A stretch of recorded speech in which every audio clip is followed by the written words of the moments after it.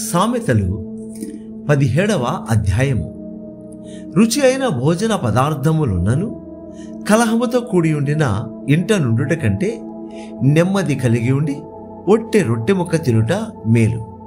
బుద్ధిగల దాసుడు సిగ్గు తెచ్చు కుమారుని మీద ఏలుబడి చేయను. అన్నదమ్ములతో పాటు వాడు పిత్రార్జితము పంచుకొనును. వెండికి మూస తగినది, బంగారునకు కొలిమి తగినది. హృదయ పరిశోధకుడు యెహోవాయే. చెడు నడవడి గలవాడు దోషపు మాటలు వినను. నాలుక హానికరమైన మాటలు పలుకుచుండగా అబద్ధికుడు చెవియొగ్గును. బీదలను వెక్కిరించువాడు వారి సృష్టికర్తను నిందించువాడు. ఆపదను చూచి సంతోషించువాడు నిర్దోషిగా ఎంచబడడు. కుమారుల కుమారులు వృద్ధులకు కిరీటము, తండ్రులే కుమారులకు అలంకారము. అహంకారముగా మాట్లాడుట బుద్ధి లేని వానికి తగదు. అబద్ధమాడుట అధిపతికి బొత్తిగా తగదు. లంచము దృష్టికి మాణిక్యము అలే నుండును. అట్టివాడు ఏమి చేసినను దానిలో యుక్తిగా ప్రవర్తించును. ప్రేమను వృద్ధి చేయగోరువాడు తప్పితములు దాచిపెట్టును. జరిగిన సంగతి మాటి మాటికి ఎత్తువాడు మిత్రవేదము చేయను. బుద్ధిహీనునికి 100 దెబ్బలు నాటునంత కంటే బుద్ధిమంతునికి ఒక గద్దింపు మాట లోతుగా నాటును. తిరుగుబాటు చేయవాడు కీడు చేటుకే కోరును. అట్టివాని వెంట క్రూర దూత పంపబడను. పిల్లలను పోగొట్టుకొనిన ఎలుగుబంటిని ఎదుర్కొనవచ్చును గాని మూర్ఖపు పనులు చేయుచున్న మూర్ఖుని ఎదుర్కొనరాదు. మేలుకు ప్రతిగా కిడు చేయువాని ఇంట నుండి కిడు తొలగిపోదు. కలహారంభము నీటిగట్టున పుట్టు ఊట వివాదము అధికము కాకమునిపే దాన్ని విడిచిపెట్టుము. దుష్టులు నిర్దోషులని తీర్పు తీర్చువాడు, నీతిమంతులు దోషులని తీర్పు తీర్చువాడు, వీరిద్దరును యెహోవాకు హేయులు. బుద్ధిహీనుని చేతిలో జ్ఞానము సంపాదించుటకు సొమ్ముండనేలా, వానికి బుద్ధి లేదు కదా. నిజమైన స్నేహితుడు విడువక ప్రేమించును.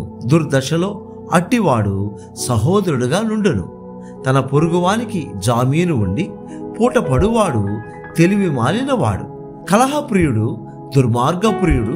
తన వాక్కింగ్లు ఎత్తు చేయవాడు నాశనము వెదకువాడు. కుటిల వర్తనుడు మేలు పొందడు. మూర్ఖముగా మాట్లాడువాడు కిడులో పడును. బుద్ధిహీనుని కనిన వానికి వ్యసనము కలుగును. తెలివిలేని వాని తండ్రికి సంతోషము లేదు. సంతోషము గల మనస్సు ఆరోగ్య కారణము. నలిగిన మనస్సు ఎముకలను ఎండిపోజేయను. న్యాయ విధులను చెరుపుడుకై దుష్టుడు ఒడిలో నుండి లంచము పుచ్చుకొనను. జ్ఞానము వివేకము గాలు వాని ఎదుటనే ఉన్నది. బుద్ధిహీనువి కన్నులు బూదిగంతములలో ఉండను. బుద్ధిహీనుడగు కుమారుడు తన తండ్రికి దుఃఖము తెచ్చెను. తను కనిన దానికి అట్టివాడు బాధ కలుగుచేయను. నీతిమంతులను దండించుట న్యాయము కాదు. అది వారి యథార్థతను బట్టి మంచివారిని హతము చేయుటే.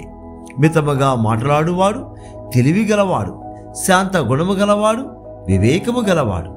ఒకడు మూఢుడైనను మౌనముగా నుండిన ఎడల జ్ఞాని అని ఎంచబడను. అట్టివాడు పెదవులు మూసుకొనగా వాడు వివేకి అని ఎంచబడను. సామెతలు 18వ అధ్యాయము. వేరుండగోరువాడు స్వేచ్ఛానుసారంగా నడుచువాడు. అట్టివాడు లెస్సైన జ్ఞానమునకు విరోధి. బుద్ధిహీనుడు వివేచన యందు సంతోషింపక తన అభిప్రాయములను బయలుపరచుట యందు సంతోషించను. భక్తిహీనుడు రాగానే తిరస్కారం వచ్చును. అవమానము రాగానే నింద వచ్చును. మనుష్యుని నోటి మాటలు లోతు నీటి వంటివి. అవి నదీ ప్రవాహం వంటివి, జ్ఞానపు ఊట వంటివి. తీర్పు తీర్చుటలో భక్తిహీనుల ఎడల పక్షపాతము చూపుటయు, నీతివంతులకు న్యాయము తప్పించుటయు క్రమము కాదు. బుద్ధిహీనుని పెదవులు కలహమునకు సిద్ధముగానున్నవి. దెబ్బలు కావాలనని వాడు కేకలు వేయను. బుద్ధిహీనుని నోరు వానికి నాశనము తెచ్చును. వాని పెదవులు వాని ప్రాణమునకు ఉరి తెచ్చును. కొండెగాని మాటలు రుచిగల భోజ్యములు, అవి కడుపులోనికి దిగిపోవును. పనిలో జాగు చేయవాడు నష్టము చేయవానికి సోదరుడు. యెహోవా నామము బలమైన దుర్గము, నీతిమంతుడు అందులోనికి పరుగెత్తి సురక్షితముగా నుండును. ధనవంతునికి వాని ఆస్తి ఆశ్రయ పట్టణము, వాని దృష్టికి అది ఎత్తైన ప్రాకారము. ఆపత్తు రాక మునుపు నరుని హృదయము అతిశయపడును, ఘనతకు ముందు వినయముండును. సంగతి వినక ముందు ప్రత్యుత్తరమిచ్చేవాడు తన మూఢతను బయలుపరచి సిగ్గునందును. నరుని ఆత్మ వారి వ్యాధి నోర్చును, నలిగిన హృదయమును ఎవడు సహింపగలడు? జ్ఞానులు చెవి తెలివిని వెదకును, వివేకము గల మనస్సు తెలివిని సంపాదించెను. ఒకడు ఇచ్చు కానుక వానికి వీలు కలుగజేయను, అది గొప్పవారి ఎదుటికి వానిని రప్పించెను. వ్యాజ్యమందు వాది పక్షము న్యాయముగా కనబడును, అయితే ఎదుటివాడు వచ్చిన మీదట వాని సంగతి వేటపడును. చీట్లు వేట చేత వివాదములు మానును, అది పరాక్రమశాలులను సమాధానపరచును. బలమైన పట్టణమును వశపరుచుకొనుట కంటే ఒకని చేత అన్యాయము నొందిన సహోదరుని వశపరుచుకొనుట కష్టతరము. వివాదములు నగరు తలుపుల అడ్డగడియలంతా స్థిరములు. ఒకని నోటి ఫలము చేత వాని కడుపు నిండును, తన పెదవుల ఆదాయము చేత వాడు తృప్తి పొందును. జీవ మరణములు నాలుక వశము, దానియందు ప్రీతిపడువారు దాని ఫలము తిందురు.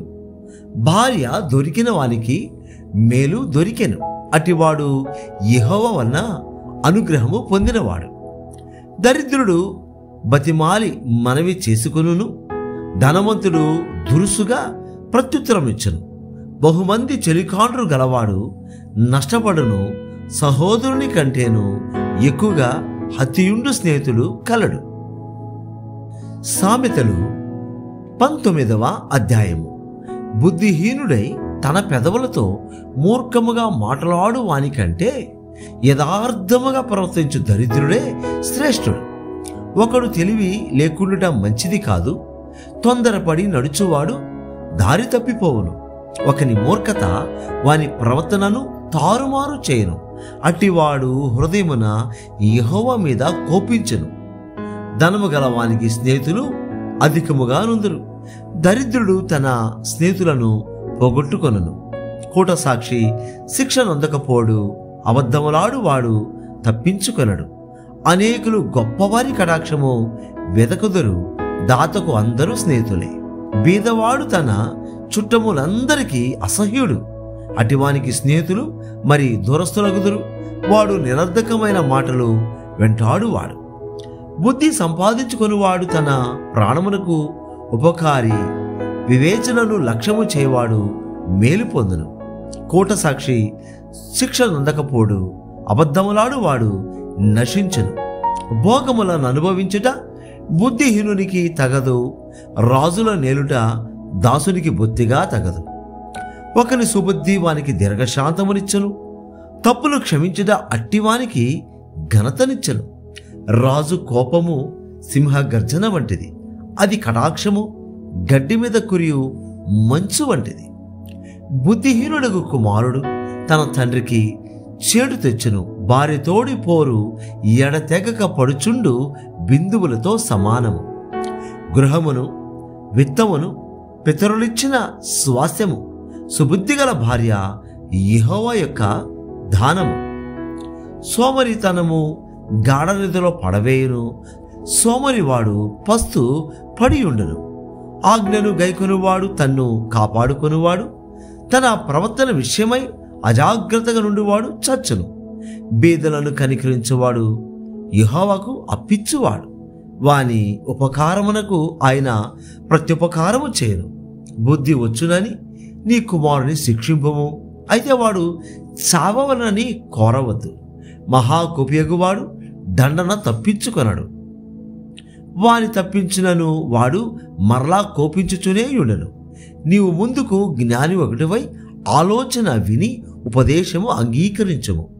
నరుని హృదయములో ఆలోచనలు అనేకములుగా పుట్టును, యెహోవా యొక్క తీర్మానమే స్థిరము.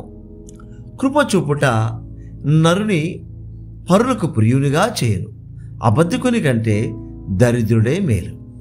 యెహోవా యందు భయభక్తులు కలిగి ఉండుట జీవసాధనము, అది కలిగినవాడు తృప్తుడై అపాయము లేకుండా బ్రతుకును. సోమరి పాతలో చెయ్యి ముంచునే గాని తన నోటికి దాన్ని తిరిగి ఎత్తనైనా ఎత్తడు. అపహాసకులు దండింపబడగా చూచి జ్ఞానము లేని వారు జ్ఞానము నొందుదురు. వివేకులను గద్దించినడల వారు జ్ఞానాభివృద్ధి నొందుదురు. తండ్రికి కీడు చేసి తల్లిని తరిమివేయువాడు అవమానమును అపకీర్తిని కలుగుజేయవాడు. నా కుమారుడా, తెలివి పుట్టించు మాటలు నీవు మేరగొరితివా? ఉపదేశం వినుట ఇక మానుకొనుము. వ్యర్థుడైన సాక్షి న్యాయము నపహాసించెను, భక్తిహీనుల నోరు దోషమును జుర్రుకొనును. అపహాసకులకు తీర్పులను, బుద్ధిహీనుల వీపులకు దెబ్బలను నియమింపబడినవి. సామెతలు 20వ అధ్యాయము.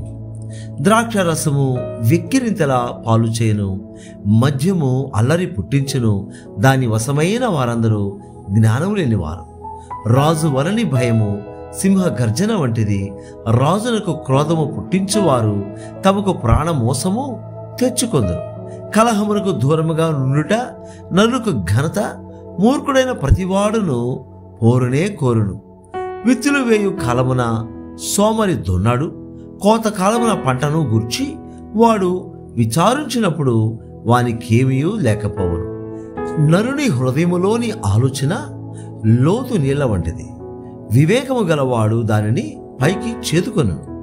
దయచూపు వారిని కలుసుకొనుట అనేకులకు తటస్థించెను.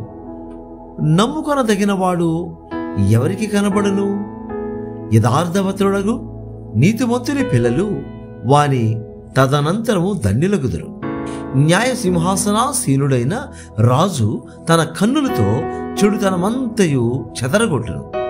నా హృదయమును శుద్ధిపరచుకొని ఉన్నాను, పాపము పోగొట్టుకొని పవిత్రుడనైతినను కొనదగిన వాడెవడు? వేరువేరు తూనిక రాళ్ళు, వేరువేరు కుంచములు, ఈ రెండును యెహోవాకు హేయములు. బాలుడు సైతము తన నడవడి శుద్ధమైనదో కాదో, యథార్థమైనదో కాదో తన చేష్టల వలన తెలియజేయను.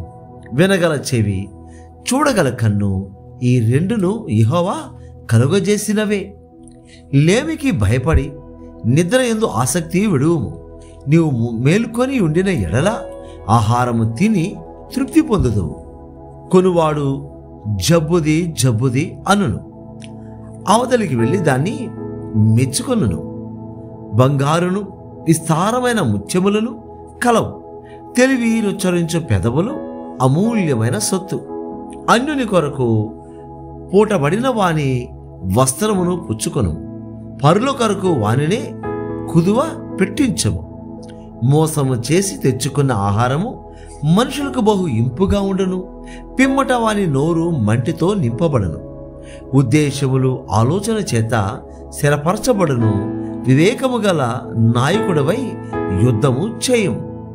కొండెగాడై తిరుగులాడువాడు పరుల గుట్టు బయట పెట్టును, కావున వదరబోతుల జోలికి పోకుము.